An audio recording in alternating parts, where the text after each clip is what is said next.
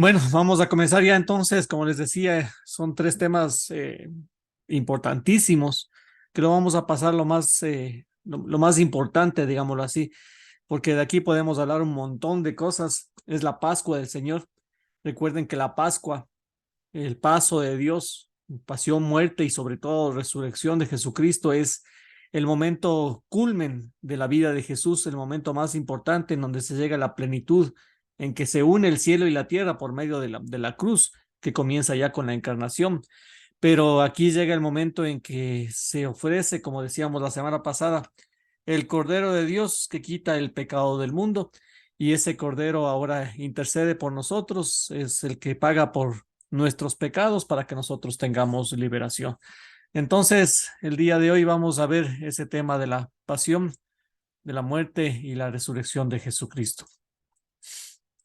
Les voy a compartir la pantalla para comenzar entonces.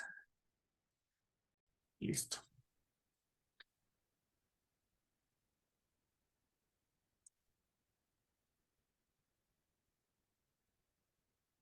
Un ratito le arreglo esto nada más ya.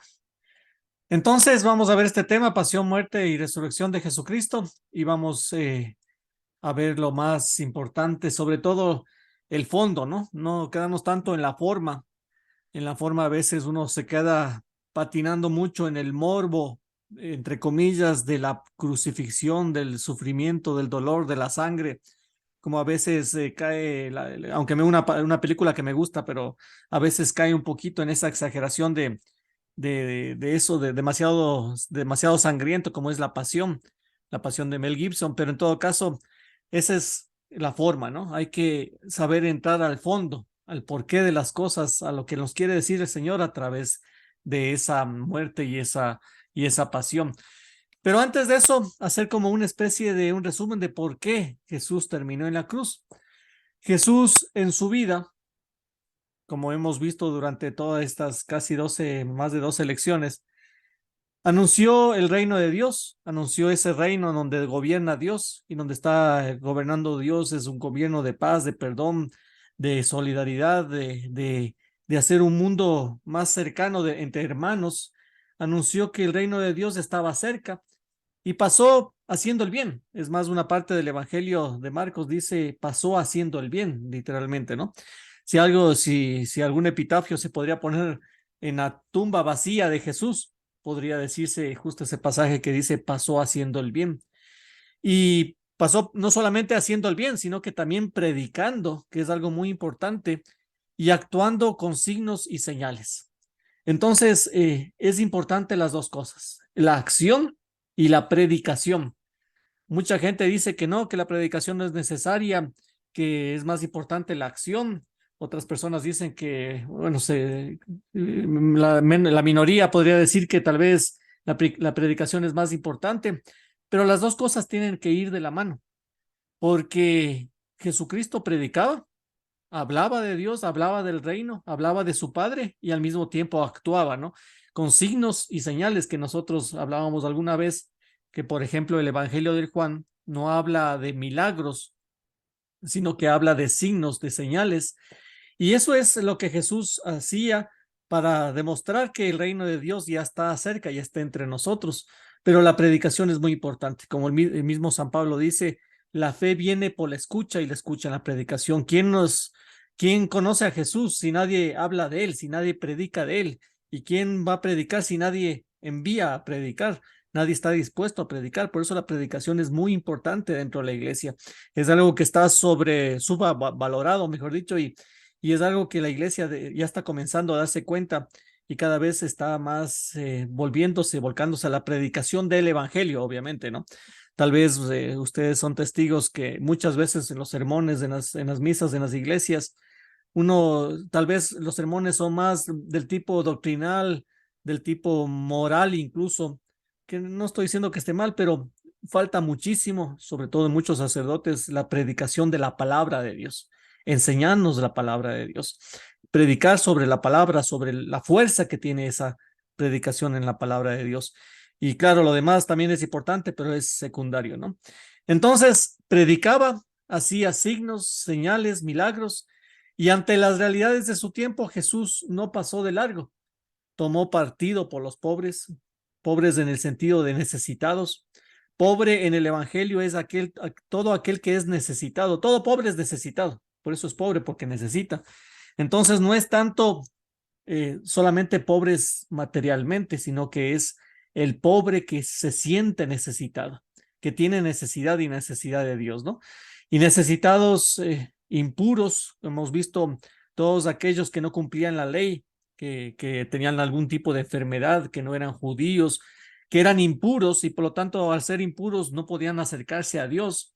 Y muchos de ellos, como los leprosos que veíamos también el milagro ese de la curación de los leprosos, que eran ya incluso como malditos de Dios, ¿no? Eran unos malditos que por su enfermedad, por su impureza y por esa enfermedad tan difícil, eran totalmente separados de todo, incluso de Dios, y se creía que eran, porque era una maldición de Dios, ¿no es cierto? Entonces, a todos ellos se les acercó Jesús, tomó partido por los pobres, necesitados, impuros, los malditos de Dios, se jugó la vida, se puso al lado de los excluidos, de los impuros, de los enfermos, comió con ellos, por eso a Jesús se le decía que era comedor y bebelón, amigo de publicanos y pecadores. Se sentó a la mesa con ellos, con los pecadores. Recuerden que para un judío hasta el día de hoy sentarse a la mesa es compartir la vida. No se sientan a la mesa con cualquiera, sino porque eso es compartir la vida, compartir, ser parte de una sola cosa. Por eso es que cuida mucho sentarse a la mesa con gente que no es de su misma religión, o su misma, me refiero más a los ortodoxos, ¿no? De su misma religión, de su mismo pensar. Pero Jesús se sentó con pecadores, con publicanos, curó y sanó y perdonó a las prostitutas y les dio esperanzas, sanó, liberó, redimió, recuperó, se agachó, como dice ahí, cuando se acuerdan el famoso episodio que estuvo muy cerca a la pasión de Cristo ya, porque eso fue en el templo de Jerusalén, cuando en la última semana también de Jesús, cuando sana a la adúltera, no sana, perdón, sino que la perdona a la sana adúltera que había caído en una emboscada y que había sido a propósito para condenar a Jesús, le utilizaron a la adúltera, ¿no? Y él se agachó, y eso es lo más bonito de ese pasaje, ¿no? Mujer, ¿quién te condena? Pero antes de eso se agacha ante la mujer que estaba en el suelo y le dice, mujer, ¿quién te condena? Y ella dice, nadie, vete y no peques más. Entonces eso es un signo también de cómo es ese Dios, no solamente que se hace hombre, sino que se agacha ante el pecador, se agacha ante la impureza para sanar al pecador, no le da miedo contagiarse con nuestras miserias, como alguna vez decíamos, sino que se agacha ante nosotros. No es la pecadora la que se levanta, sino que Él es el que se agacha para rescatar, para levantar y perdonar a la pecadora, a la adúltera.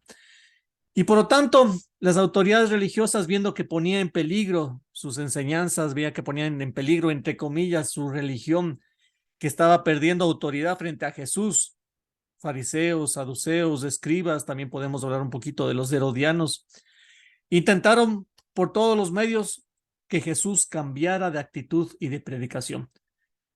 Pero Jesús siempre puso al hombre por encima de la ley, como él mismo decía. El sábado es para el hombre y no el hombre para el sábado. La ley es para el hombre, para beneficiar al hombre, para ayudar al hombre. La ley es para ordenar, no es para esclavizar, como ya comenzaron a hacer los fariseos con esa ley que era un peso, una carga. Entonces puso al hombre por encima de la ley y sobre todas las cosas, presentó un nuevo rostro de Dios.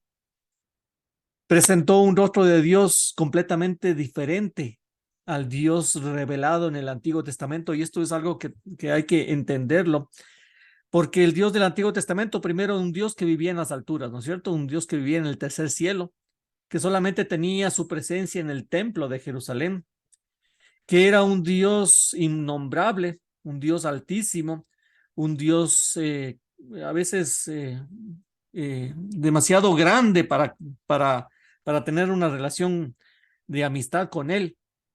Y Jesús, por su parte, presenta a otro Dios. El mismo Dios, pero lo presenta de otra manera, le revela, mejor dicho, de otra manera.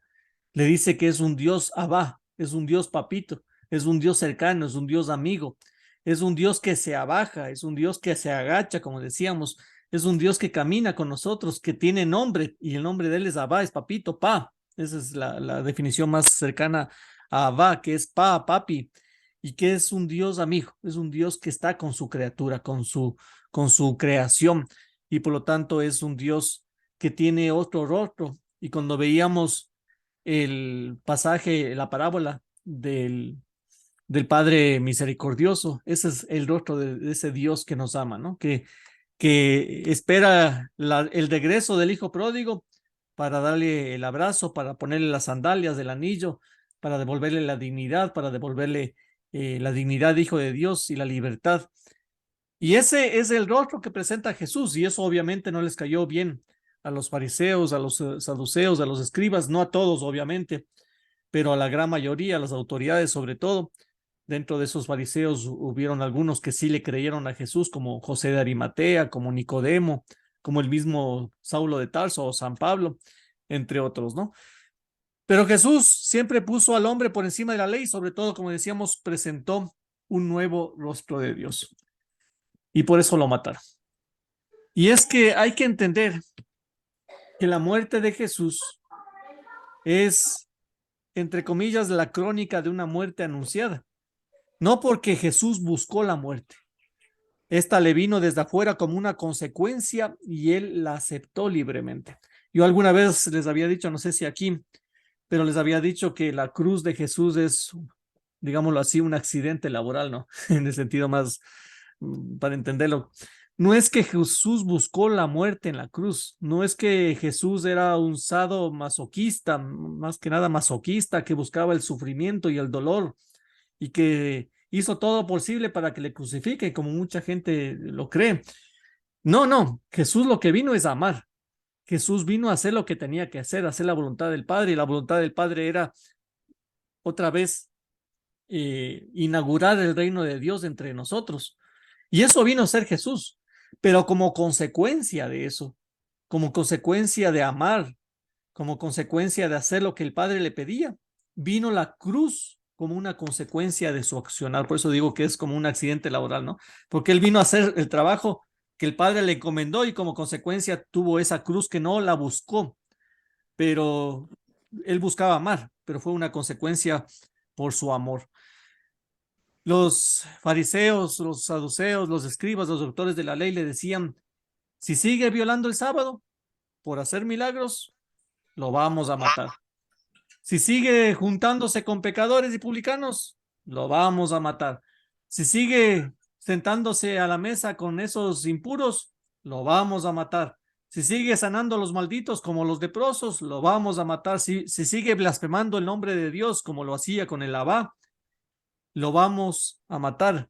Y finalmente cumplieron lo que desde el capítulo 3 de San Marcos ya anunciaron, que estaban buscando la oportunidad para matarle, ¿no? Entonces, la cruz es una consecuencia del amor de Dios, del amor de Jesús por el bien. Y eso nos trae muchas enseñanzas a nosotros para entender el verdadero sentido de la cruz, que lo vamos a hablar un poquito más adelante. Cristo aceptó libremente su pasión y su muerte. Se entregó libre y voluntariamente a la pasión, como decíamos, por amor nuestro, consecuencia del amor. Y incluso ya se había, como digámoslo así, se profetizaba que esto iba a suceder. Y podemos ir al capítulo 53 del profeta Isaías, que es el profeta que más habla, en primer lugar, que ahora que estamos ya en periodo de Navidad, es uno de los profetas que más anuncia ya la venida del Salvador, y es uno de los profetas que además ya anuncia la muerte también del siervo doliente. Y este capítulo 53, que es un capítulo cortito y que vale la pena que de vez en cuando lo meditemos, lo leemos despacito, vayamos leyendo este capítulo y acordándonos y pensando en la pasión de Cristo. Se llama el famoso capítulo del siervo sufriente, o el cántico del siervo sufriente, y es como una profecía de lo que Jesús iba a pasar en la cruz, ¿no? Y les voy a leer así, no es muy largo el capítulo, pero les voy a leer para que ustedes se vayan imaginando cómo fue la pasión y cómo más o menos de aquí ya se relata lo que significa la pasión de Cristo, ¿no? ¿Quién creyó nuestro anuncio? ¿A quién mostró el Señor su brazo? Creció en su presencia como brote, como raíz en tierra árida. No tenía presencia ni belleza que atrajera nuestras miradas, ni aspecto que nos cautivase. Despreciado y evitado de la gente, un hombre habituado a sufrir, curtido en el dolor, al verlo se tapaban la cara, despreciado, lo tuvimos por nada. A él que soportó nuestros sufrimientos y cargó con nuestros dolores, lo tuvimos por un contagiado, herido de Dios y afligido.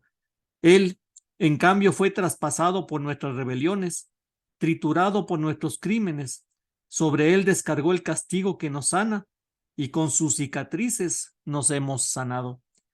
Todos errábamos como ovejas, cada uno por su lado, y el Señor cargó sobre él todos nuestros crímenes.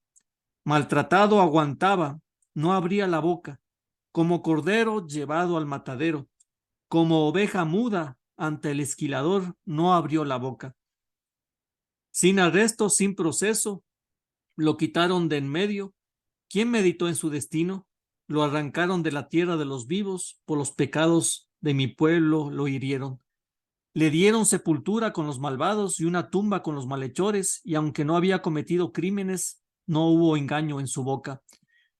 El Señor quería triturarlo con el sufrimiento. Si entrega su vida como expiación, verá su descendencia, prolongará sus años y por su medio triunfará el plan del Señor. Por los trabajos soportados verá la luz, se saciará de saber. Mi siervo inocente rehabilitará a todos, porque cargó con sus crímenes.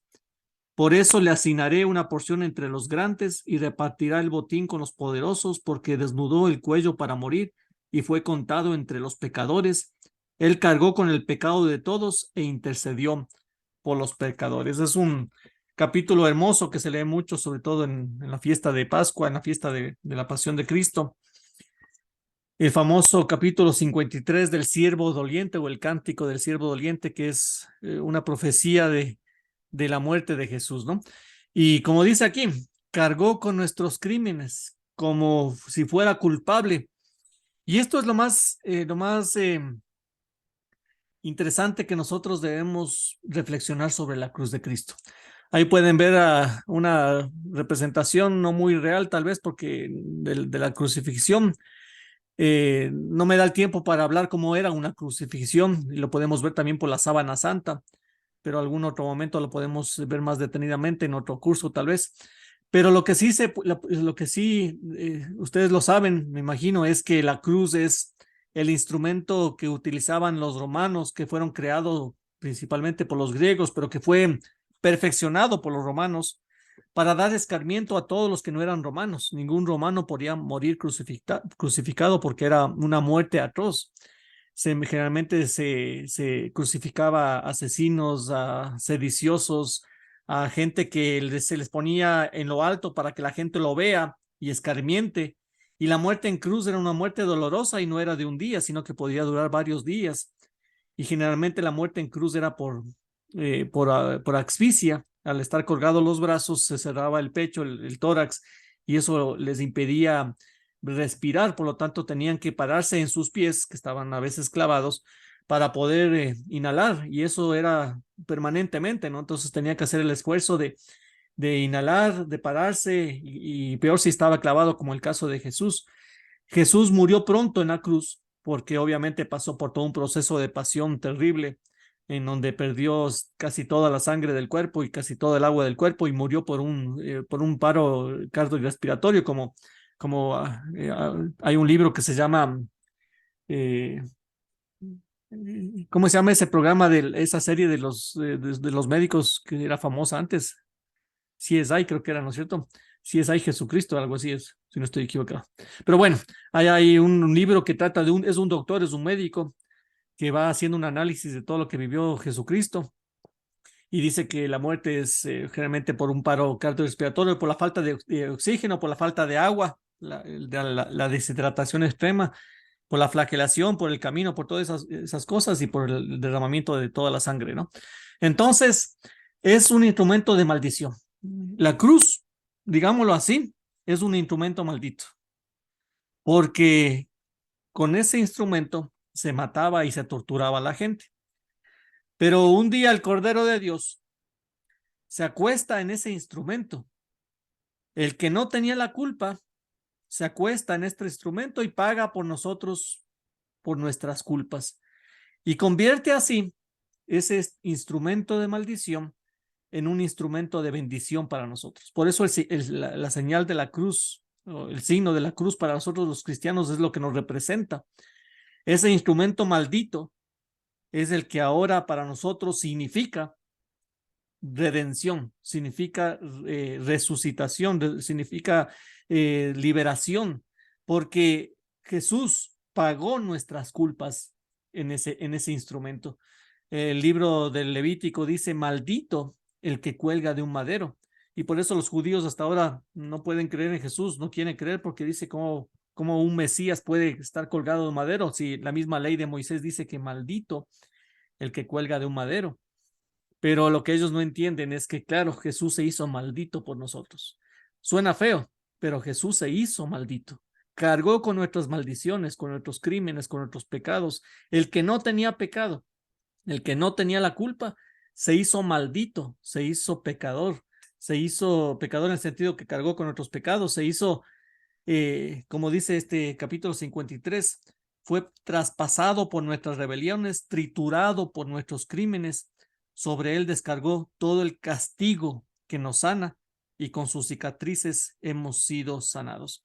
Ese versículo 5, no sé si alguien tiene una traducción mejor. Yo he escuchado una traducción mejor que tal vez no sé si sea de la Biblia de Jerusalén, pero al final dice, por sus llagas hemos sido sanados, que me gusta más que por sus cicatrices, por sus llagas. Y eso, ese versículo deberíamos subrayarle y aprendernos de memoria, ¿no? Por sus llagas hemos sido sanados, hemos sido liberados, hemos sido ¿Cuál es redimidos. el versículo, el Freddy? 53:5. Sí, 5. Ese deberíamos aprendernos, ¿no? Entonces, esa es la cruz de Cristo. Es en donde se paga nuestro pecado, en donde el Cordero de Dios, como decíamos la vez pasada, inicia la cena pascual el día jueves, pero no la termina. No come el cordero porque él se ofrece como cordero en esta, entre comillas, otra cena, el fin de la cena pascual, que es cuando bebe la cuarta copa, la copa de la alianza. En la cena pascual había 4 copas. Jesús solo bebió hasta la tercera. Perdón, sí, bebió hasta la tercera, que es la copa de la alianza. Y perdón, la cuarta copa es la copa de la redención. Y esa copa, entre comillas, la bebió en la cruz cuando cuando incluso Jesús en Getsemaní, perdón, decía, aparta de mí este cáliz. ¿De qué cáliz estaba refiriendo? Justamente a esa cuarta copa de la redención, ¿no? De la muerte. Y Jesús cuando bebe el vinagre es un símbolo, un signo de que bebe ya la cuarta copa, la de la redención. Entonces cargó con nuestros pecados, murió para que nosotros vivamos, nos abrió las puertas del cielo, nos trajo otra vez del reino de Dios, entre comillas, del paraíso que habíamos perdido por nuestro pecado. Gracias a esa cruz nosotros podemos ahora ya comenzar a vivir el reino de Dios, tener la fuerza de Dios, el Espíritu de Dios dentro de nosotros para que nosotros podamos eh, vivir como Él y sobre todo llegar a la casa del Padre, que es la vocación de cada uno de nosotros, ¿no? Como dice San Pablo en Filipenses 2:8, se humilló a sí mismo, haciéndose obediente hasta la muerte y muerte en cruz, ¿no? Este famoso himno de Filipenses, ¿se acuerdan que tenía que aprenderse de memoria? Y la próxima semana, como es el examen final, van a tener que redactar todito el himno. Es el himno de la kenosis, del abajamiento, ¿no es cierto? Obediente hasta la muerte y muerte de cruz. Y San Pablo también dice, ya no vivo yo, sino que Cristo vive en mí. La vida que sigo viviendo en la carne, la vivo en la fe del Hijo de Dios, que me amó y se entregó por mí. Y es lo que habla de la cruz, ¿no? Jesús aceptó su cruz para enseñarnos a vivir con nuestras cruces. Antes de hablar del sentido de la cruz, solamente voy a hacer así un recorrido rapidito de la pasión de Cristo, una cronología de la pasión y muerte de Jesús según los evangelios. No me voy a quedar mucho tiempo en esto porque nos quedaría, esto lo pueden leer en los capítulos finales de tanto de Lucas como sobre todo de San Juan. Pero estamos en el Jueves Santo que veíamos la semana pasada, los preparativos de la última cena, donde hace la cena eucarística, donde instituye la Eucaristía. Nos da también un mandamiento nuevo. Este es el mandamiento de Jesús. Cuando la gente dice, amarás al prójimo Freddy, como a ti Freddy, mismo, disculpa, ¿me escuchas? eso es Antiguo Testamento. Ese es, digámoslo así, es el antiguo contrato, la antigua alianza. En el nuevo contrato ya no nos dice amarás al prójimo como a ti mismo, sino que ya nos dan una nueva ley, Jesús. Esta es la ley de Jesús. Amar, ámense los unos a los otros como yo les he amado. No como tú te amas, porque a veces hay gente que no se ama, entonces ¿cómo puede amar a los demás? Pero aquí Jesús que nos dice, ámense los unos a los otros como yo les he amado, con sacrificio, con entrega, con cruz, en otras palabras, ¿no? Luego viene el famoso, sobre todo en San Juan, el famoso discurso de Jesús, que se le llama la oración sacerdotal también, que lo pueden leer, capítulo 21, creo que es ese, de Juan. Luego viene la oración en el huerto de Getsemaní, comienza la agonía, la sudoración como gotas de sangre que nos dice el Evangelio. Viene luego el prendimiento y así ya llega el viernes en la noche, el proceso religioso en la casa de Anás y después en la casa de Caifás. Luego se hace una sesión en el Sanedrín de noche. De ahí viene la famosa frase, entre gallos y medianoche, así es del proverbio, entre gallos y medianoche, justamente viene por eso ese proceso de Jesús que fue literalmente juzgado entre gallos y medianoche, o sea, incluso está el famoso episodio de Pedro cuando le canta el gallo. Era ilegal juzgar a esas horas de la madrugada. No estaban, obviamente no avanzaron a llegar todos los miembros del Sanedrín, pero hicieron tan rápido entre gallos y medianoche que condenaron a Jesús en un proceso religioso. Pero como los judíos eran dominados, estaban obviamente conquistados por los romanos, los judíos no podían aplicar pena capital. Los judíos no podían tener pena de muerte, porque ese derecho se reservaban solamente a los romanos. Entonces, por eso es que no es que le condenan a Jesús y ahí le matan, deberían haberle matado, si es que fueran libres.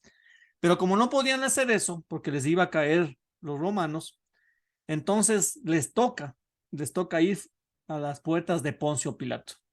Entonces van ya en la madrugada al amanecer a presentar a Jesús a Pilatos. Pilatos no le ve mal a alguno y ustedes se ven en la película también de la Pasión, como él trata de por todas las formas de zafarse, pero se da cuenta de que es Galileo y como el rey de Galilea era Herodes, entonces le mandan a la casa de Herodes, que en ese tiempo estaba en Jerusalén por la fiesta. Y ahí viene la famosa entre Pilatos y Herodes, ¿no es cierto? Entre Anás y Caifás, entre Pilatos y Herodes. Y otra vez le mandan de regreso a Pilatos porque a Herodes no le respondió, no quiso, ni siquiera menciona una sola palabra. Eso también nos da una enseñanza de que cuando la gente no quiere creer, cuando la gente quiere ver milagros, no es necesario ni hablar. Así como Jesús no se defendió, no dijo nada, no hizo ni un milagro. No es que tenía que hacer milagros porque el rey Herodes le pedía, simplemente se cayó. Y eso también es una enseñanza para nosotros, ¿no? Cuando a veces una discusión sabemos que es estéril y que ni viendo un milagro creyeran, entonces, ¿para qué discutir? Luego otra vez fue llevado a Pilatos. Barrabás es soltado libre por Jesús como el as bajo la manga de Pilatos que no le resultó. Y por lo tanto, Pilatos le sentencia a la flagelación. Vea que ya la sentencia a la flagelación, los que saben de derecho, no sé si aquí hay alguna abogada o abogado, Juan Diego creo que es abogado, pero ya Jesús fue sentenciado a flagelación. Y una vez que lo flagelan, ya era la sentencia, se cumplió la sentencia de Jesús. Pero una vez que Pilatos le presenta al pueblo, otra vez le dice, eche homo, ahí está el hombre, el pueblo comienza a gritar, crucifícalo, crucifícalo. Así es. Y ya estaba sentenciado, ya había incluso cumplido su sentencia y le vuelve a sentenciar. Entonces Jesús primero tuvo proceso ilegal porque era en la noche sin los miembros del Sanedrín completos, con falsos testigos. La sentencia de Pilatos es doble sentencia. Le sentencia a la primera, después le vuelve a Sí, sentenciar es ilegal, a como la tú dices. muerte. se lava las Así manos, es. le sentencia a la Es cruz. una aberración jurídica. Exactamente. Entonces, es todo un relajo, como dice justamente aquí el capítulo 53 de Isaías, ¿no? En alguna parte dice, sin arresto, sin proceso, le quitaron de en medio. Luego viene la coronación de espinas, luego ya viene el famoso Vía Crucis, la vía dolorosa, la vía de la cruz. Ahí viene de todos esos pasajes del Cireneo, de las hijas de Jerusalén, etcétera, de las caídas de Jesús, que lo sabemos rezar en las estaciones de Jesús en la cruz. Y a las 12 del día, más o menos, a la hora sexta, no es en punto, sino más o menos a la hora sexta, la hora del mediodía, en ese tiempo no había relojes, por lo tanto, la hora prima que se le decía es al amanecer, entre 6 y 9 de la mañana para nosotros. La hora tercia es entre 9 de la mañana y 12 del día, más o menos. La hora sexta es mediodía hasta las 3 de la tarde y a partir de las 3 de la tarde viene la hora nona, que es entre 3 p.m. y 6 p.m. y ahí se acaba ya el día. Y la noche, en cambio, es por vigilias. Primera vigilia de 6 de la tarde a 9 de la noche, segunda vigilia de 9 a 12, tercera vigilia de 12 a 3 y cuarta vigilia de 3 a 6. Entonces, más o menos era un tiempo bastante más largo que el nuestro. Jesús fue crucificado en la hora sexta, más o menos, a partir de las 12 del día.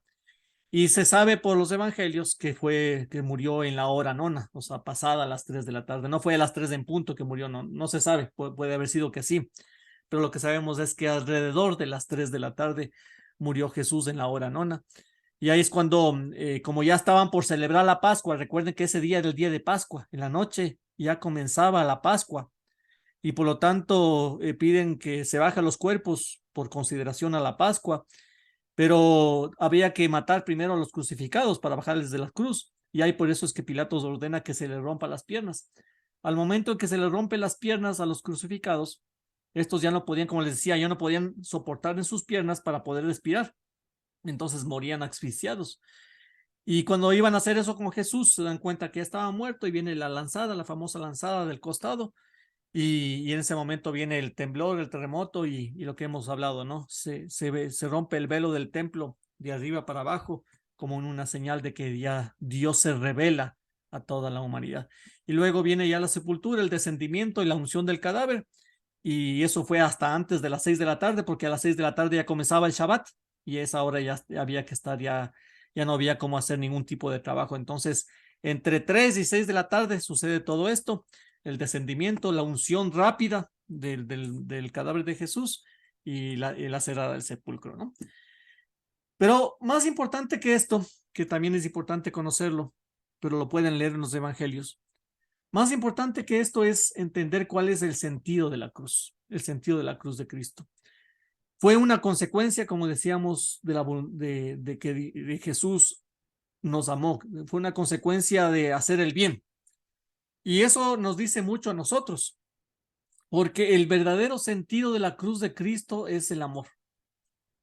Por lo tanto, podríamos decir que cruz es sinónimo de amor, del amor de a de veras, ¿no? No del enamoramiento ese torpe de los enamorados que a veces hacen cosas que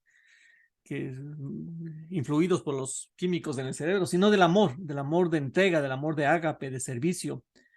¿Se acuerdan que alguna vez hablábamos que hay como 5 formas de en griego decir amor, pero las 3 más conocidas son el eros, el amor entre parejas, el amor erótico, el amor filios, que es el amor filial entre padres e hijos, entre hermanos, entre parientes, y viene el famoso amor ágape, ¿no? Que es un amor no tiene mucho que ver con el eros, con el sentimiento, sino que es un amor más de decisión, de entrega, ¿no? Entonces, el verdadero sentido de la cruz de Cristo es el amor. Él amó, él hizo lo que tenía que hacer por amor, porque era la voluntad del Padre. Y eso le costó la cruz. Por lo tanto, si el amar nos cuesta sacrificio, no le tenemos miedo al dolor o a la muerte para lograr el objetivo que es amar. Jesucristo, su objetivo era amar. Y ese objetivo les llevó a la cruz, les llevó al dolor, les llevó a la muerte. Pero su objetivo fue siempre amar. Nunca se olviden, porque a veces se distorsiona la cruz de Cristo diciendo que Jesús buscó la cruz como un masoquista, como una persona que busca la muerte. Y Jesús no buscó la muerte. Jesús buscó el amor, buscó hacer la voluntad del Padre. y que como consecuencia se encontró con la cruz, que es diferente. Pero nosotros como cristianos no le debemos tener miedo al dolor o a la muerte para lograr el objetivo que es amar. Una de las consecuencias de amar es el dolor. Es que el amor siempre va acompañado de dolor. En otras palabras, el amor siempre va acompañado de cruz. Y eso lo sabemos muy bien los casados. ¿Por qué? Porque la cruz es morir a uno mismo. La cruz es entrega. La cruz es sacrificio. La cruz es esfuerzo. La cruz es hacer feliz al otro. En este caso, Jesucristo nos liberó por medio de la cruz, ¿no? Entonces, la cruz de Cristo es, la cruz de Cristo sí es entregarse por el otro, sacrificarse, morir a uno mismo, morir a sus egoísmos, a muchas cosas que debemos matar para que el otro esté mejor, para que el otro pueda ser más feliz, ¿no? Y obviamente el matrimonio es eso, no es para ser felices, sino para hacer feliz al otro y el otro que me haga feliz a mí. Por eso desde el Génesis se habla como la ayuda adecuada de cada uno de nosotros, ¿no? Pero sabemos que el matrimonio es cruz también, porque hay sacrificio, hay dolor, hay muchas veces en que uno no siente amor. Y nos ha pasado a todos, cuando uno a veces más bien todo lo que siente es lo contrario, ¿no? El sentimiento, la emoción es a veces lo contrario al amor, pero uno decide amar, uno decide perdonar, uno decide seguir siendo fiel a pesar de que el sentimiento dice lo contrario. Jesús en la cruz no sentía bonito por los hombres, ¿no? Eso romántico de que Jesús estaba muriendo por los hombres y él estaba diciendo y suspirando de emoción, no sucedió, ¿no? Entonces Jesús estaba sufriendo. La humanidad de Jesús seguramente le decía, bájate, la tentación que vivió hasta el último momento, la tentación es, bájate, véngate, yo que sé todas las tentaciones que tenemos humanas, ¿no? Pero Jesús, a pesar de eso que el cuerpo le gritaba a gritos, la conciencia, seguramente él decía, yo decido seguir amando. Y esa es la cruz, la decisión de amar.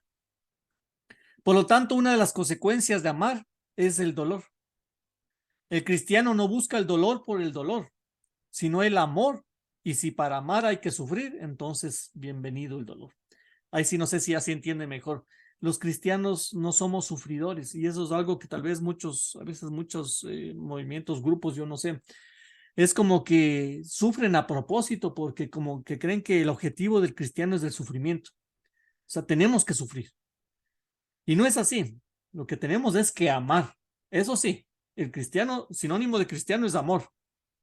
Pero sabemos que en el amor hay sufrimiento. No puede haber amor sin sufrimiento. Eso se llama enamoramiento, como les decía, y eso no tiene nada que ver con el amor. El amor, la entrega, la decisión de amar trae cruz. O sea, también trae momentos bonitos, también trae momentos de alegría, de gozo, de gloria, pero también trae muchos momentos de cruz, de enfrentamiento, de sacrificio, de entrega, por ejemplo, el amor con los hijos, eh, de todo lo que pasamos los padres, ¿no? Pero es justamente esa decisión de amar. Entonces, no es que buscamos el dolor, no somos sadomasoquistas, no buscamos sufrir, si no estamos sufriendo, como muchas veces he escuchado, le tienen miedo porque si no están sufriendo quiere decir que son menos santos. Y mientras más sufren, supuestamente son más santos. Y tienen esa cara siempre de sufridores, ¿no? Eso no tiene nada que ver con el cristianismo. El cristianismo es amor y como consecuencia del amor viene la cruz, la entrega. Si el amor me genera dolor, yo sigo amando. Por lo tanto, como decía el cardenal, ¿cómo se llama? Carl Shin, bueno, un cardenal decía, mirar la cruz de Cristo es mirar todo el pecado del hombre y todo el amor de Dios en un mismo sitio. Aquí me he olvidado de cambiar. Ah, sí, estaba ahí, perdón. Y nos dice, la cruz nos habla más de amor que de dolor. Y si habla de dolor, es por el dolor que genera el amor. Esto lo tenemos que tener bien claro. Por eso es que nosotros los cristianos tenemos como signo la cruz. Primero porque Jesús nos redimió a través de la cruz. Y en segundo lugar, porque Jesús mismo nos dice, el que quiera seguirme, en otras palabras, el que quiera ser mi discípulo, niéguese a sí mismo, cargue con su cruz y sígame. Entonces, además de que es un signo de liberación, la cruz también es un signo del cristiano en el sentido de que el cristiano debe ser responsable. El cristiano es el que enfrenta el dolor. El cristiano es el que ama y por lo tanto no huye de la cruz. El cristiano es el que tiene que hacer las cosas y no le huye a los problemas, no le huye a los dolores, no le huye a los sufrimientos con con el objetivo de amar y de hacer las cosas bien, ¿no? Y lastimosamente en la sociedad ahora se nos dice todo lo contrario, el famoso hedonismo, en donde el placer es el que manda, en donde la felicidad se da solamente por el placer. Y si yo no siento placer, entonces ya no soy feliz. Y yo le huyo al compromiso, le huyo a la cruz, le huyo a las cosas, como decía, cada vez escucho más. Una vez escuchó un piloto de Fórmula 1 que yo sigo mucho, que Hamilton, que él decía que no maneja autos, él tiene siempre chofer porque manejar no le suma nada. Entonces, él decía que él ya no hace cosas que ya no sumen. Entonces, tiene su chofer porque ya manejar, ¿para qué manejar si no le suma nada a su vida?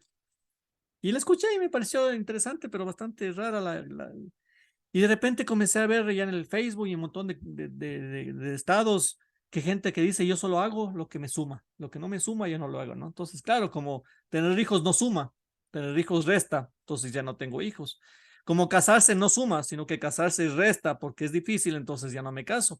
Como enfrentar responsabilidades es difícil, entonces como ya no me suma, entonces más bien renuncio a ese trabajo y busco otro trabajo que sea más fácil y etcétera, ¿no? Y vamos en una forma de huir de la cruz, de escapar de la cruz, porque no sabemos amar. Y eso a la final nos lleva a cruces más grandes al final, ¿no? Todos los apóstoles, entre comillas, entre paréntesis, que huyeron de la cruz, murieron luego martirizados, tal vez en una cruz más fuerte, ¿no? Entonces, esto es lo que nosotros debemos entender sobre sobre la cruz de Jesús. Más allá de quedarnos en el hecho, que sería también interesante, tenía una charla sobre todo el tema de la sábana santa, según la sábana santa y según este médico, nos va describiendo cómo fue la flagelación, la coronación de espinas, todo lo que pasó. Pero eso es más la forma. El fondo es que la cruz es el signo del amor de Cristo.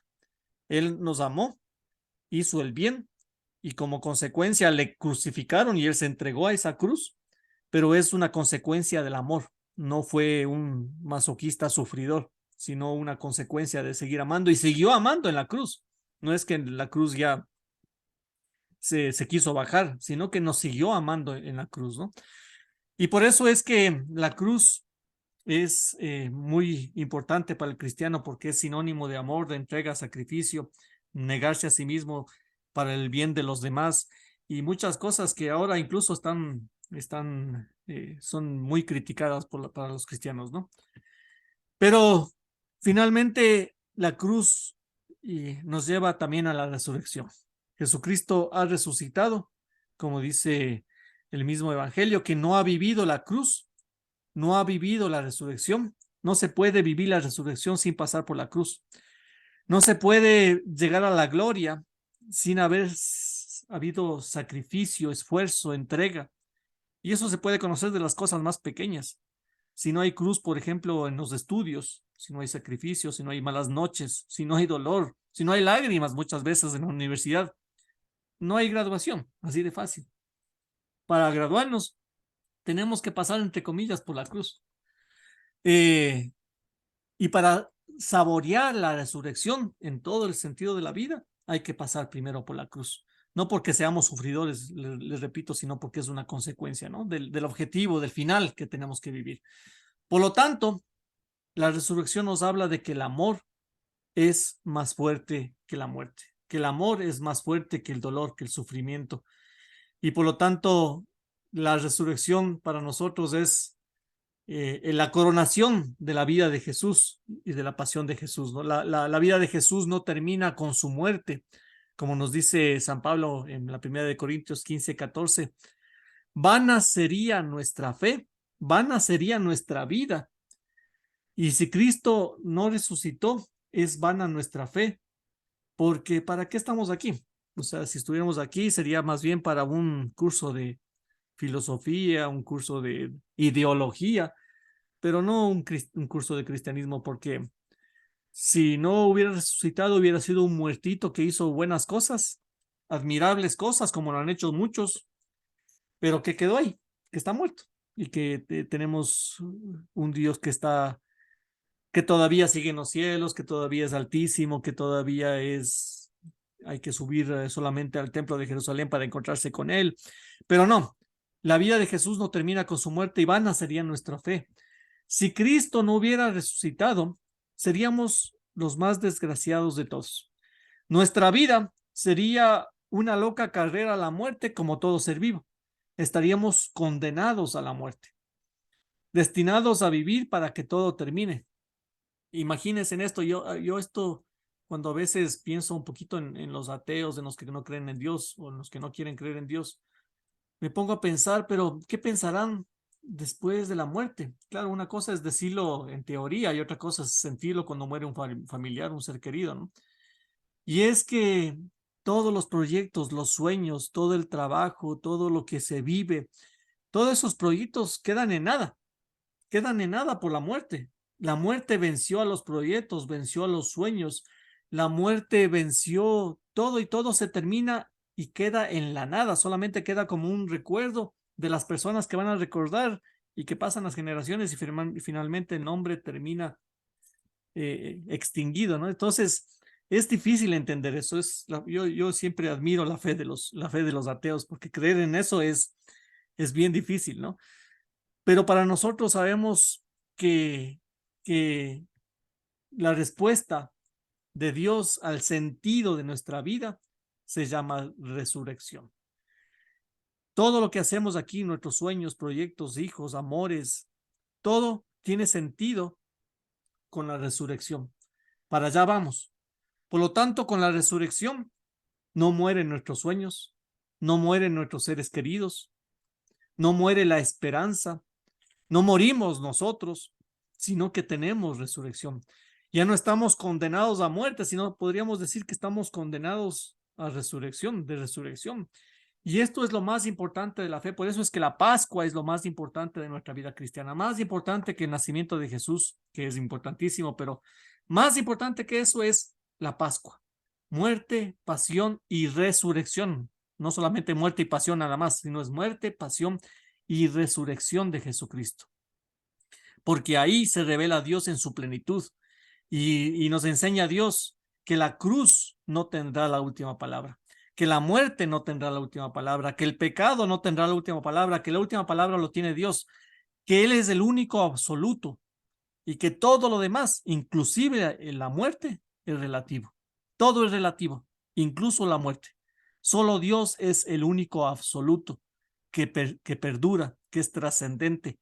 Todo lo demás pasa, incluso la muerte. Ese refrán que dice, para todo hay solución, menos para la muerte, no es cristiano, porque un cristiano sabe que para todo hay solución, incluso para la muerte, porque la muerte es el inicio de una nueva vida para lo cual fuimos hechos, es que fuimos creados para esa vida. No fuimos creados para esta tierra, este es un embarazo, como alguna vez les decía, ¿no? Estamos en un proceso de formación para vivir toda la vida, la eternidad en la casa del Padre. Fuimos creados para eso. Por lo tanto, estamos creados para resurrección, estamos creados para vida eterna, para compartir la gloria de Dios por los siglos de los siglos. Y tenemos simplemente que pasar por este pequeño embarazo. Algunos será un embarazo de 70, 80, 90 años, 100 años, para otros será de 40, 50, 20, pero al final del día es un embarazo cortito comparado con la vida eterna, ¿no? Y para eso estamos formándonos, para disfrutar ya de Dios, no solamente en la vida eterna, sino comenzar a disfrutar de Dios en esta vida. Pero, ¿qué es la resurrección? Para entender la resurrección, que es difícil explicar, primero hablemos de qué no es la resurrección. Por ejemplo, la resurrección no es revivir. Revivir es volver a la vida terrena como antes, como revivió Lázaro. Por ejemplo, la famosa resurrección de Lázaro, hay que ponerle entre comillas, no es resurrección de Lázaro, sino es la ¿cómo se dice? Revivificación de Lázaro. La viuda de Naín, la hija de Jairo, volvieron a vivir nada más, pero volvieron a morir.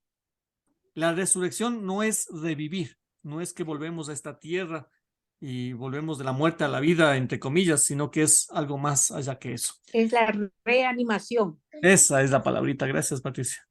La reanimación, o la revivificación, no sé si estará bien dicho. No es la inmortalidad del alma nada más. Pensamos que resurrección es cuando el alma resucite. Sería una resurrección a medias. Jesús resucitó con toda su humanidad, en cuerpo, alma y espíritu. No solo resucitó solamente el alma, resucitó cuerpo y alma y espíritu. Y por lo tanto, los apóstoles le veían en cuerpo, con un cuerpo Freddy, glorioso, que pero vamos a eso, es explicar que después. el cuerpo glorioso lo vamos a estudiar. O sea, yo sí no entiendo entre el cuerpo y el cuerpo glorioso. Por ejemplo, El día que entiendas me aparte, explicas porque yo tampoco voy a entender. Tampoco entiendo. yo digo, o sea, como un ejemplo, nuestra Madre Santísima en sus apariciones, Ujú. ella viene en cuerpo, alma y espíritu, pero es un cuerpo glorioso que no todos pueden ver. Entonces, no es perceptible visualmente, o sea, no puedes tocar, sentir, qué sé yo, En el caso de ¿correcto? la Virgen, sí, pero el caso de Jesús lo vieron y muchísima gente, no solo los apóstoles, muchísima gente, como vamos a ver más adelante, más de 500 personas, lo dice San Pablo incluso. Eh, es un cuerpo que comía con ellos, pero que al mismo tiempo aparecía y desaparecía. Es un cuerpo, no, es difícil de entender, es el cuerpo glorioso, pero es cuerpo, sigue siendo cuerpo. Es un cuerpo que está, digámoslo así, diseñado para la vida eterna, que ya no tiene tiempo y espacio, pero sigue siendo el cuerpo. Por eso es que por la fe y la iglesia nos dice también el catecismo que nosotros habrá un nuevo cielo y una nueva tierra y nosotros resucitaremos. La resurrección de los muertos es justamente que volveremos a tener ese mismo cuerpo, pero ya no se marchita, ya no le duele, ya no sufre, ya no tiene tiempo ni espacio, pero es cuerpo. Y vamos así como nos vemos. Y bueno, ya pasando a temas más místicos, yo no sé si era cierto o no, pero dicen, no sé, no me acuerdo qué vidente decía, que él pudo ver a mucha gente resucitada y que los resucitados generalmente, la edad de los resucitados era aproximadamente de 30 a 33 años, más o menos la edad de Jesús. Dicen que vamos a hacer más o menos así nuestro cuerpo resucitado el más bonito posible, digámoslo así, ¿no? Esa edad que éramos todavía jóvenes y bellos, entonces más o menos, solo por dar un ejemplo, no sé si era cierto o no, pero vamos a resucitar en nuestra mejor versión, digámoslo así. Pero bueno, eso yo tampoco lo puedo asegurar, ni lo que yo sé por el Evangelio es que es cuerpo. Y es un cuerpo que podía comer, que podía hablar, que estaba con los apóstoles, que le tocaban sus llagas, pero que era un cuerpo ya glorioso, ¿no? Por lo tanto, no es solamente resurrección del alma, sino que resucitaremos a un nuevo cielo y a una nueva tierra en un nuevo cuerpo. No es reencarnación ni reencauchación. El cuerpo de Jesús sigue siendo el mismo. Él solamente resucitó, no reencarnó.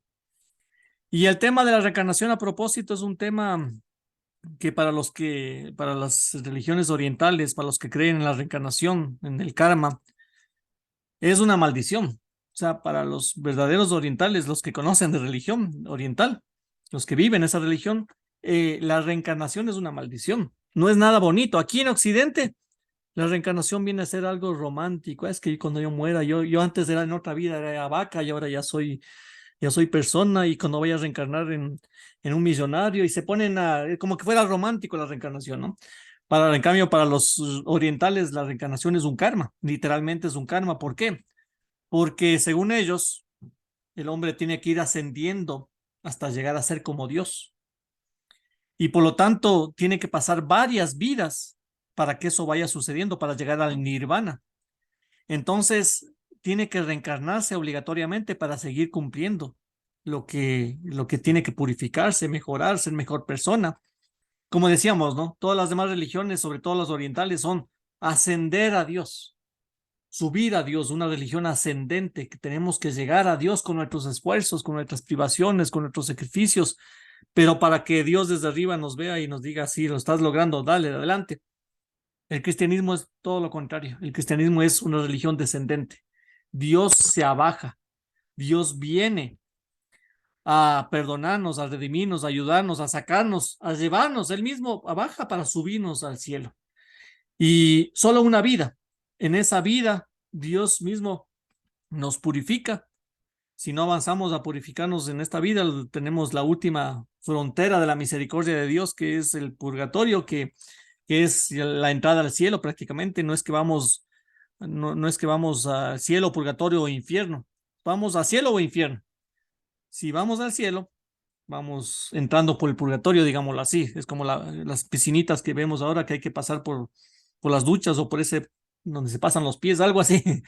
Entonces, en esta vida ya el Señor nos purifica, ya nos purificó, ya nos salvó con su sangre, con su pasión, con su muerte, y nos va purificando, y siempre y cuando nosotros nos dejemos, obviamente, y vayamos colaborando con eso. Pero tenemos una sola vida, y eso también debería ser una noticia para saltar en chulla pata y para decir a los que creen en la reencarnación, pero lo mío es más bonito. Yo tengo una vida y después ya toda la eternidad descansando. ¿Para qué otra vida? ¿Qué pereza otra vida? Discúlpeme, pero yo no quisiera nacer otra vez. Así nazca con el descendiente del príncipe del rey de Inglaterra. No, gracias. Peor todavía. No, con esta vida me basta y me sobra. Y yo ya quiero que la próxima, después de mi muerte, estar ya en la casa del Padre, como dice Jesús. Ya está preparando las habitaciones nuestras, ¿no? Ya voy a preparar las habitaciones en la casa del Padre. Es que tenemos una fe hermosa, pero ¿cuánto la subvaloramos? ¿Cuán poco la conocemos y por lo tanto no la defendemos en el sentido de no pelearnos, sino defender en el sentido de hablar de lo bonito, de la salvación, del amor de Dios, hablar de que tenemos resurrección, que estamos condenados a resurrección, de hablar que tenemos un Padre que nos ama, que se abajó, que se hizo hombre. Tenemos una hermosura de religión que yo no creo que en la mente de una persona humana haya podido inventarse. Es dificilísimo creer que alguien se haya podido inventar todo esto, porque lo lógico es inventar más bien lo que les digo, ¿no? Subir a Dios, yo hago bien las cosas, tengo premios, si hago malas cosas, tengo castigos, eso es lo fácil. Pero la lógica de Dios es una lógica ilógica. Como dice San Pablo, la sabiduría, ¿cómo es? No, la necedad de Dios es sabiduría para los hombres. ¿Cómo es? Alguien me ayuda con ese pasaje. Lo más necio de Dios es lo más sabio que tiene para los hombres, ¿no? Entonces es como algo ilógico, pero bueno, no es reencarnación, no es un recuerdo vivo de Jesús. Los discípulos tuvieron un encuentro con Jesús resucitado. No solamente recordaban a Jesús y se sentaban a hablar de lo lindo que pasaron con Jesús y era un recuerdo vivo, porque aunque no lo crean, hay mucha gente, sobre todo de la teología de la liberación, por si acaso no estoy en contra de la teología de la liberación, pero hay muchos que han distorsionado esa teología, en que dicen que la resurrección de Cristo, más que una resurrección, es un recordar, que nuestra resurrección es un recordar, que cuando nosotros hacemos las cosas bien, la gente nos recuerda y eso es resucitar. Y aunque no lo crean, yo tuve un profesor en Estela, en teología, que nos decía eso, un profesor, un diácono permanente. Por suerte fue el último semestre, ya cuando estábamos saliendo ya nos cogió cansados a todos, pero él decía esto, la resurrección no es que resucitó Jesucristo, sino que es el recuerdo de un hombre que hizo el bien, y eso es la resurrección. Todo el mundo sí, mucha gente se fue a quejar ahí, pero hay gente que cree en eso, ¿no? Entonces no es un recuerdo vivo de Jesús, no es un invento de los discípulos. Después de la muerte de Jesús, los discípulos estaban tristes, miedosos, incrédulos, escépticos, y luego de que ven a Jesús resucitado, dieron su vida y fueron mártires. ¿Cómo explicas eso, no? ¿Cómo explicas que en tantos miles de mártires dan la vida por Jesucristo si hubiera sido solamente un invento? Como dice, toda mentira al final del día se termina descubriendo. Después de 2000 años sigue habiendo mártires y tal vez este siglo es el siglo de mayor, donde hay más mártires en toda la historia del cristianismo. ¿Y por qué dan esa vida? Porque tuvieron ese encuentro con el resucitado. Entonces, eso no es la resurrección. ¿Qué es la resurrección? Lastimosamente, no hay algo que pueda decir esto es exactamente. Es más, los evangelios no describen cómo es la resurrección. No nos dice la resurrección es esto, sino que los evangelios nos describen las consecuencias de la resurrección. Por ejemplo, que el sepulcro está vacío, que ya no está el cuerpo de Jesús ahí, que los discípulos vuelven a ver al mismo Jesús de antes, incluso con las llagas de su pasión, pero con un cuerpo que está en una situación diferente, que incluso come con ellos, como la famosa pesca milagrosa. Y el Catecismo de la Iglesia Católica nos dice algo más en el numeral 645. Este cuerpo auténtico y real de Jesucristo posee al mismo tiempo las propiedades nuevas de un cuerpo glorioso. No está situado en el espacio ni en el tiempo, pero puede hacerse presente a su voluntad donde quiere y cuando quiere, porque su humanidad ya no puede ser retenida en la tierra y no pertenece ya más al dominio divino del Padre. No, perdón, y no pertenece ya más que al dominio divino del Padre.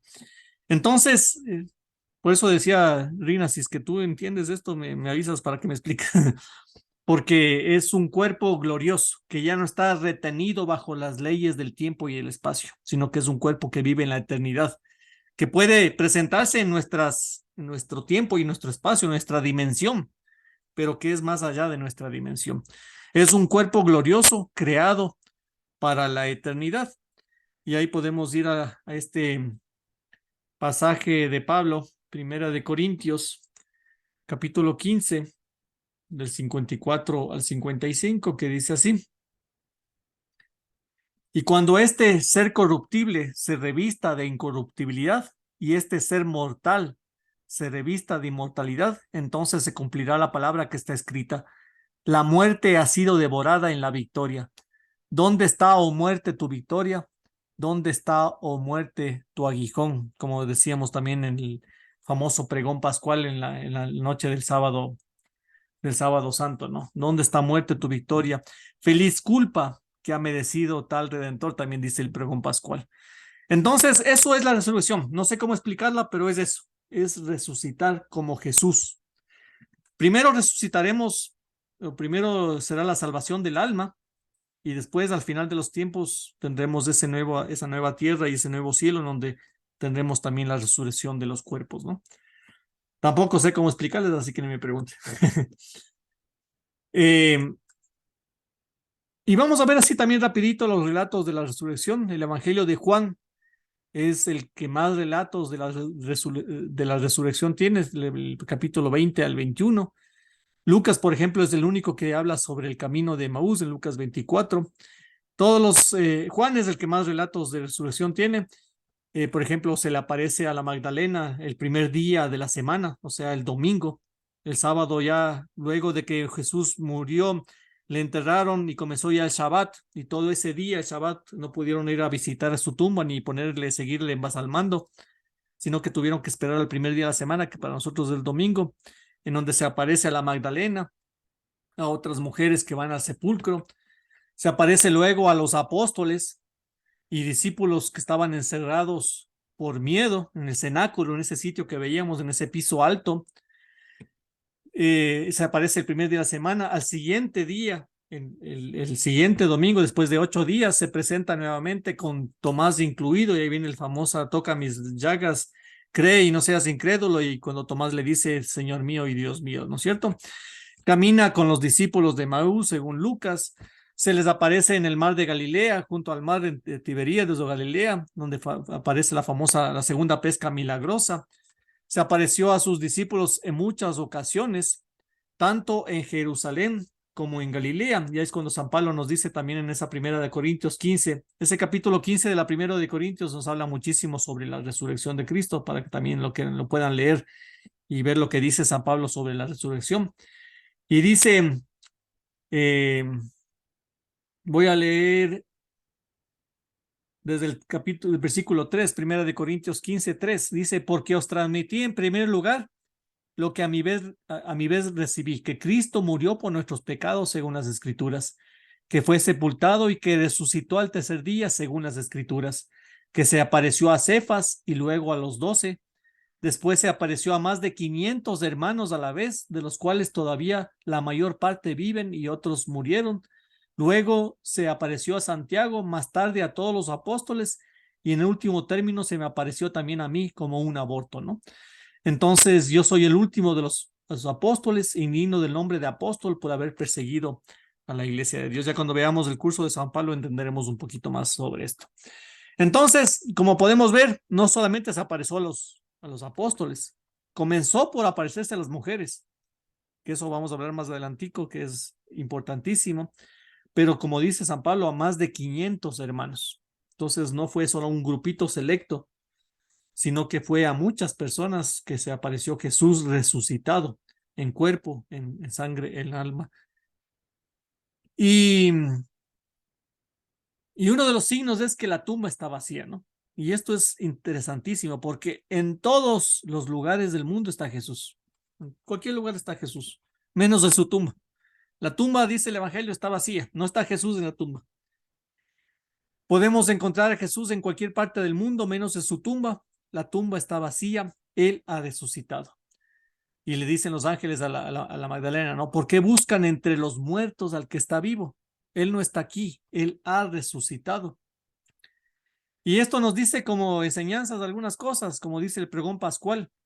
Cristo con su muerte venció la muerte y con su resurrección restaura la vida. Ya la muerte, la última frontera que nosotros teníamos que nos dominaba, que es la muerte, ha sido hasta esa última frontera vencida por Jesucristo.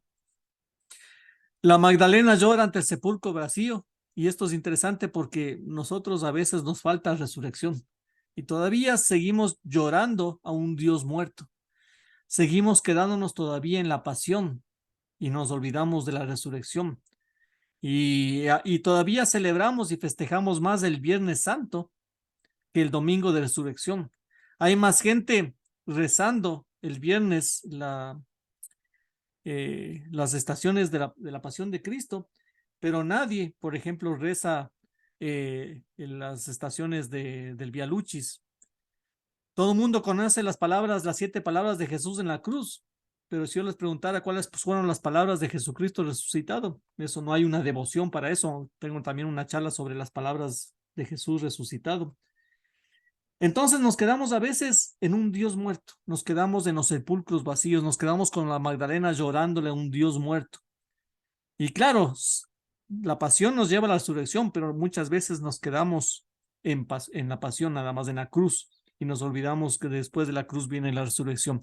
Un sacerdote colombiano sabía decir que no vale comprar en las parroquias la imagen de Jesucristo resucitado, que está con esa banderita ahí que más parece la bandera de Inglaterra, porque esa se empolva, se rompe la mano siempre y solamente dura para unos pocos días que nadie le quiere sacar. La de la cruz de Cristo, eso sí le sacan en procesiones del Viernes Santo, en Semana Santa. Todo el mundo quiere llevar la imagen de Cristo crucificado, de la Virgen María, de los dolores, pero nadie quiere cargar, decía la imagen del resucitado. Ya no, eso ya no es importante, ¿no? Todavía nos quedamos mucho en la pasión y nos olvidamos de la resurrección. Nos quedamos llorando en nuestros sepulcros. Y como la Magdalena debemos volvernos al Señor. Eso es lo que hace el Evangelio. Dice que ella se dio una media vuelta, se hizo una conversión, una metanoia, un epistrefo, como decíamos, y reconoce al Señor cuando escucha su nombre, ¿no? La Magdalena recibe el consuelo de Jesús y con gozo regresa donde los apóstoles. Y esto también es interesantísimo porque ella fue la primera apóstol de los apóstoles. Por eso la Magdalena se le reconoce como la apóstol, la primera apóstol de la resurrección. Fue a llevar el mensaje, el envío, eso significa apóstol, el enviado, el envío de la resurrección a los demás apóstoles. Y además otro hecho importantísimo. ¿Se acuerdan que cuando hablábamos del tema de las mujeres no valían nada? Es más, el testimonio de las mujeres no vale nada. Para que un testimonio sea válido, tiene que haber por lo menos 2 hombres, 2 a 3 hombres, y ese testimonio es válido, como testigos, ¿no? En cambio, pueden haber 1000 mujeres que sean testigos que el testimonio de la mujer no valía nada. Y aquí Jesús, la primera persona que se aparece es una mujer, como diciendo, el testimonio de la mujer de ahora en adelante va a ser no solo igual al del hombre, sino que incluso va a ser el primero y el más importante, ¿no? Entonces, es un tema también que hay mucho por reflexionar. Y cuando Jesús siempre se acerca y se presenta como resucitados, les dice Shalom, la paz. Por eso es que un signo de la resurrección de Cristo es la alegría y la paz. Pero ese shalom, como hemos hablado también aquí, creo, no es solamente la paz. Así se saludan los judíos hasta el día de hoy. Pero no, shalom no significa solamente la paz, sino que es una paz con gozo, una paz que, como dice el mismo San Pablo, una paz de Jesús, un fruto del Espíritu Santo que está por sobre encima del entendimiento, que está por una paz que nos supera el entendimiento. ¿Qué quiere decir eso? Que es una paz que a veces no entendemos por qué tenemos paz. Yo sé que muchos de ustedes ha pasado en muchas circunstancias difíciles y que tenemos paz, que viene una paz que supera nuestro entendimiento, que dice, ¿por qué tengo tanta paz? Debería estar desesperado, angustiado, gritando, llorando, drogándome, y estoy con paz. A pesar de todo, estoy tranquilo. Esa paz es un fruto del Espíritu Santo. Es un don también del Espíritu Santo que está por encima de nuestro entendimiento. Y ese es un signo de la resurrección. El principal signo de la resurrección de Cristo es la alegría y la paz, el shalom, el gozo, ese gozo permanente en el corazón de saber que tenemos al mismo Dios vivo que camina con nosotros, ¿no? Y finalmente, para terminar, no solamente que ya resucitó, se fue a los cielos, sino que se queda con nosotros. Y dicho esto, sopló sobre ellos y les dijo, reciban el Espíritu Santo. Jesús les dijo de nuevo, la paz esté con ustedes, shalom. Como el Padre me envió a mí, yo también los envío a ustedes. Al decirles esto, sopló sobre ellos y añadió, reciban el Espíritu Santo. Y el mismo Jesús decía, yo les conviene que yo me vaya, porque vendrá mi Espíritu, el Espíritu de Dios, y que estará con ustedes hasta el final de los tiempos. Yo puedo estar solamente en un sitio, con ustedes en un espacio, pero cuando venga el Espíritu Santo, estará no solamente con ustedes, sino estará en ustedes. Y por eso sopla y les da el Espíritu Santo a los apóstoles, ¿no? Jesús sopla sobre los apóstoles. La pregunta es, ¿por qué sopló? Y eso nos lleva a referencia a la nueva creación, ¿no? ¿Se acuerdan la primera creación, el Génesis? Cuando Dios primero habla y ahí en Génesis 2:7, les voy a leer exactamente para no inventarme cosas. Génesis 2:7 dice, entonces Yahvé Dios formó al hombre con el polvo del suelo y sopló en sus narices el aliento de vida y resultó el hombre en un ser viviente. Y aquí en esta segunda creación, Jesucristo es la nueva creación. Él también sopla, al igual que en el Génesis, sopla para entregar su Espíritu Santo, para infundir en las narices nuestras el aliento de su Espíritu, para que de ahora en adelante ya no sea solamente el Emmanuel, el Dios entre nosotros, sino sea el Dios en nosotros. Jesús nos vuelve a crear, porque así como el Padre crea, el Hijo recrea y nos hace una nueva creación con su Espíritu Santo, ¿no? Sopla para que nos parezcamos más a Él, para que nos configuremos con el Señor. El Espíritu Santo es lo que nos ayuda a ser como Cristo, porque es el mismo Cristo que nos habita. Es el mismo Cristo que desde adentro nos empuja, nos apremia, nos conduce, nos mueve a hacer cosas buenas. Es el Espíritu de Dios el que nos ayuda a tener una relación con Él y el que nos ayuda a formarnos y a transformarnos en Cristo. Por eso es que debemos pedir siempre ese Espíritu Santo. Ya no se trata de la ley grabada en la piedra, sino se trata de la ley de Dios grabada en nuestros corazones. Desde adentro nos impulsa a hacer el bien, a ser buenos, a ser cristianos, a pesar de nuestras debilidades, de nuestras limitaciones y pecados, pero nos impulsa desde adentro y cada vez nos va haciendo mejores personas. Por lo tanto, la fiesta de Pentecostés es la fiesta de Dios en nosotros. Antes había que subir a Jerusalén para encontrarse con Dios. Jesús dice, boten todo eso, que llegarán días en que se adorará, como le dice a la samaritana, ¿no? Se adorará en espíritu y en verdad, y cada uno seremos templos del Espíritu de Dios, porque Él es el templo por excelencia. Y como nosotros somos bautizados, sumergidos en Jesús, nos confirmamos también en templos de Dios. Antes Dios solo estaba en el templo de Jerusalén, ahora Dios está en cada uno de nosotros. Somos el templo. Y eso lo hemos escuchado desde chiquitos, pero nunca entendimos esto. pero debemos saber que ahora a partir de Jesús, Dios vive en nosotros y desde adentro nos va transformando, pero hay que pedir constantemente que nos ayude, que siga viviendo, así como hay una posesión diabólica. Cuando el diablo viene a poseer, no pregunta, entra y hace lo que quiere, domina. A diferencia de esa posesión, cuando el Espíritu Santo posee, es siempre con nuestro consentimiento, no nos anula, más bien aprovecha nuestras virtudes, nuestros talentos, pero también así cuando nosotros no queremos recibirlo, así también el Espíritu de Dios se va. Por eso dicen, no entristezcan al Espíritu Santo, sino más bien todo lo contrario, hay que estar pidiendo siempre que el Espíritu venga a nosotros, porque es un caballero, ¿no? No entra en donde no le queremos. Golpea la puerta, pero si no la abrimos, él no entra. Como los discípulos de Maús, sigue caminando de largo, no obliga, no forza, y por lo tanto es un espíritu que tenemos que siempre estar invitando para que se quede con nosotros. Finalmente, ¿por qué buscáis entre los muertos al que vive? Jesús ha resucitado. Jesucristo encarnado nos revela el rostro de Dios Padre. Jesucristo resucitado revela el verdadero rostro del hombre. Ahora con Jesucristo ya sabemos hasta cuál es nuestro destino y cómo va a ser nuestro cuerpo.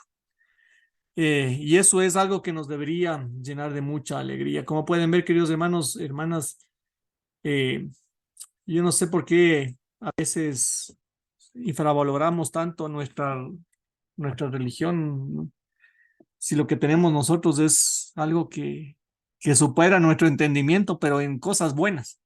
Todo es bueno, todo es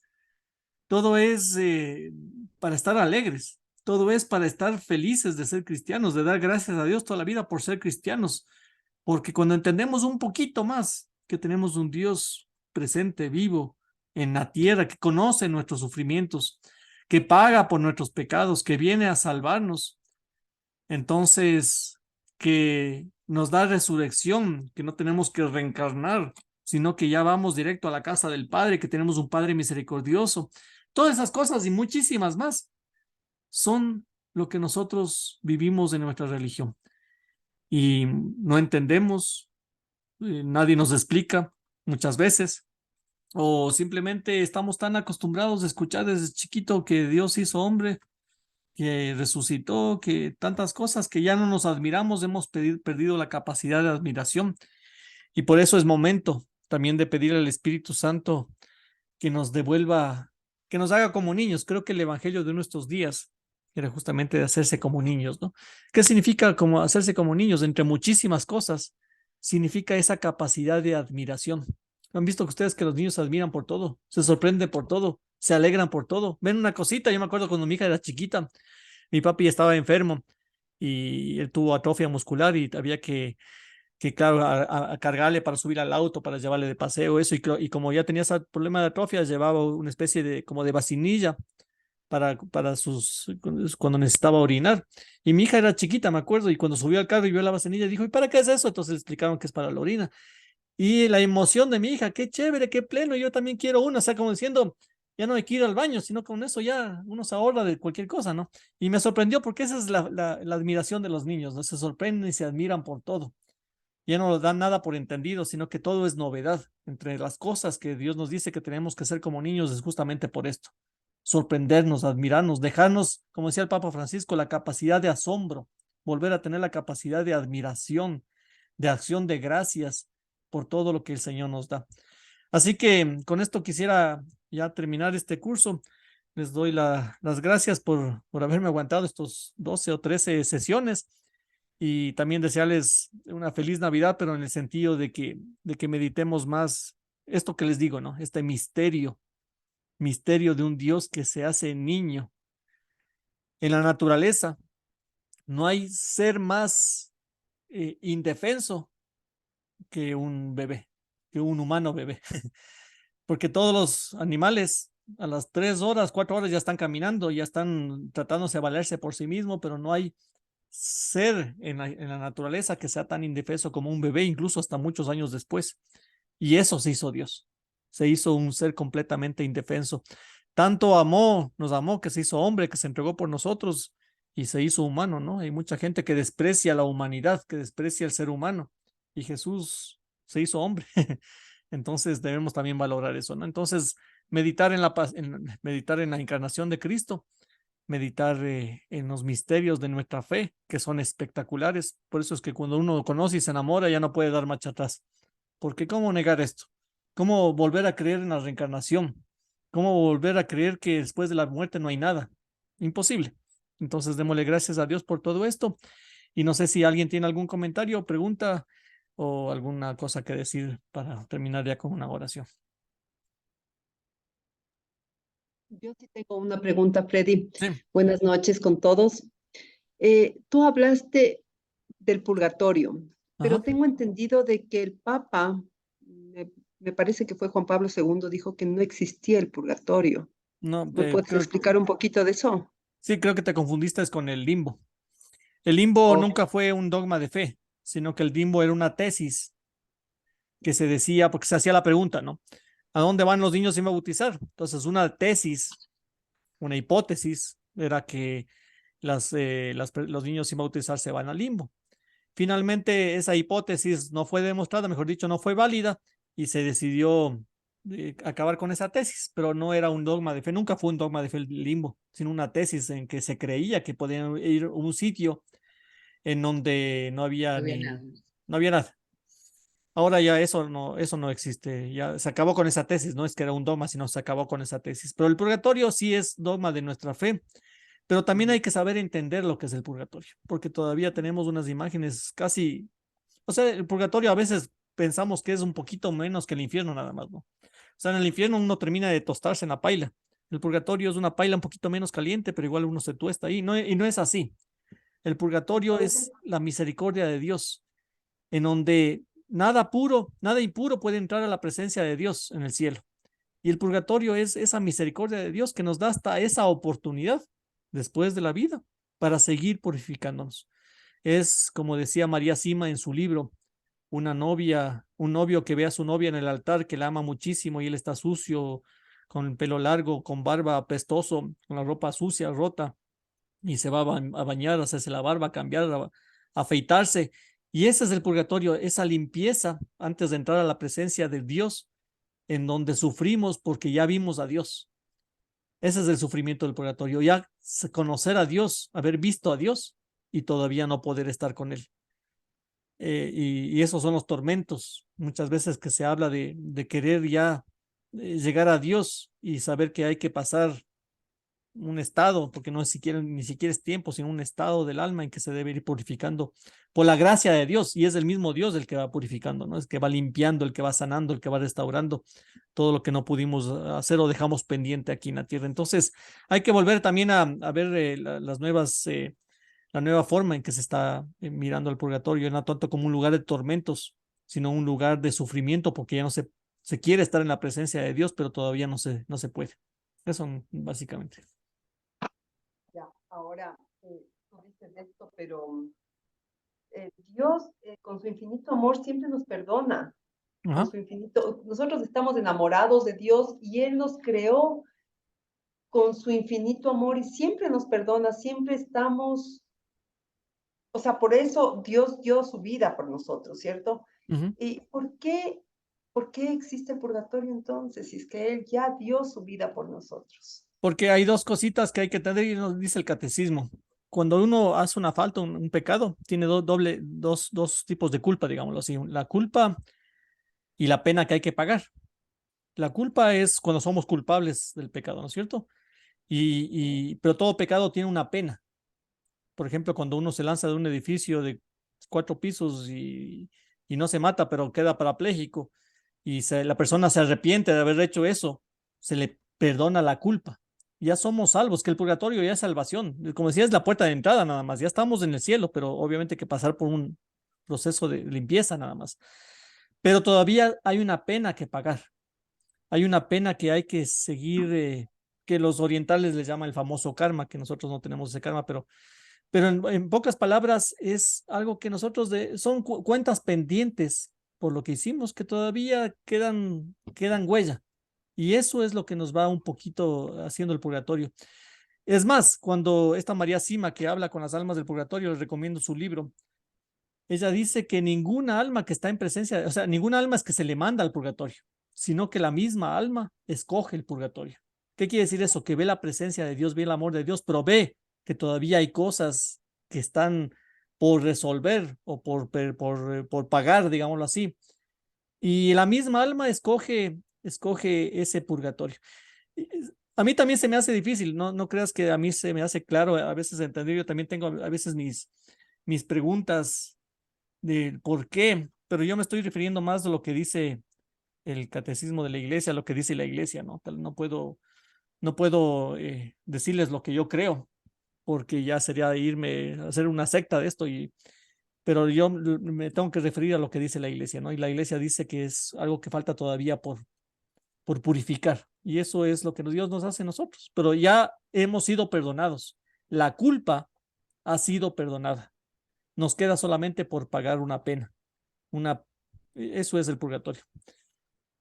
Y si quieres podemos conversar después sobre ese tema. Sí, es un Más poco largamente. complejo, súper complejo todo esto que me dices, sí. Sí, Y sí, es sí complejo. tenemos que conversar. Sí. Gracias, Ya, Freddy. pues, Michelle Pazmiño, más conocida como la Pati. ¿Alguien más? Para terminar entonces con una oración. Antes de terminar, bueno, ahorita vamos a descansar este periodo de vacación, perdón, de Navidad, hasta mediados de enero.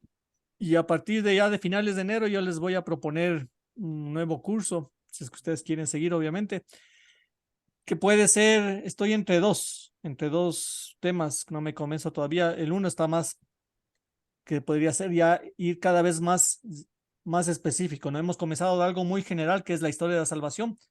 Hemos bajado algo más específico, que es la salvación ya en Jesús, pero en esa línea ir bajando cada vez aún más específico aún, que es ya solamente un evangelio, estudiar el Evangelio según San Marcos. Y ahí nos dedicamos ya solamente a un Evangelio. Y el otro tema que tal vez sería para después, sería tal vez ya hablar un poquito después del Evangelio, que ya son los Hechos de los Apóstoles, sobre todo San Pablo. Podemos, como la Rina decíamos, un cursito de San Pablo. Y después ya de San Pablo podríamos ver qué hacemos. Pero eso les voy a proponer. En todo caso, ya les voy a mandar algo por el chat ahí para que me vayan ayudando con ideas. Chévere. Gracias, Es- señor, yo solamente, Sí, perdóname, perdón, Freddy, Rina. o sea, no quiero dejar pasar el hecho de agradecerte desde el fondo del corazón todo lo que haces por nosotras, por nosotros, porque esa donación voluntaria jamás podrá pagar el tiempo, tu cariño, tus estudios, mm, que realmente nos transporta a otra dimensión. Empezamos a mirar nuestra religión desde otra óptica, desde otra forma de sentir y de amar la religión, de ver a Cristo más cercano, a Dios más cercano, es ese poder cerrar los ojos y en lo más íntimo de nuestro corazón, correr a abrazarlo y sentir su abrazo. O sea, realmente, al menos en mi caso, eh, son casi 15 años ya en el Emaús, eh, pero a partir de esos conocimientos tuyos más cercanos es cuando de una u otra manera esas escamas de los ojos han ido cayendo poco a poco. Así que gracias, Freddy, desde el fondo de mi corazón. Muchas gracias y gracias por querer continuar, por querer seguirnos instruyendo a pesar de que por una u otra razón no se puede conectar todos. A pesar de todo, tú siempre estás. Y mi abuela decía que el cariño no se agradece, sino que se devuelve. Así que eso es así. Y Gracias, yo te Rina, agradezco gracias. desde el fondo del corazón. Gracias, Fredicito. Ahora sí, Gracias tú dime. gracias por tus palabras y eso me motiva mucho también a seguir continuando. Y ese fue siempre así como San Pablo, ¿no? San Pablo decía, ay de mí si no evangelizo. Y eso, por eso a mí me encanta San Pablo, porque a mí también me siento esa necesidad de evangelizar, pero sobre todo mi necesidad es de revelar, más que revelar, es contar este nuevo rostro de Dios que yo lo descubrí.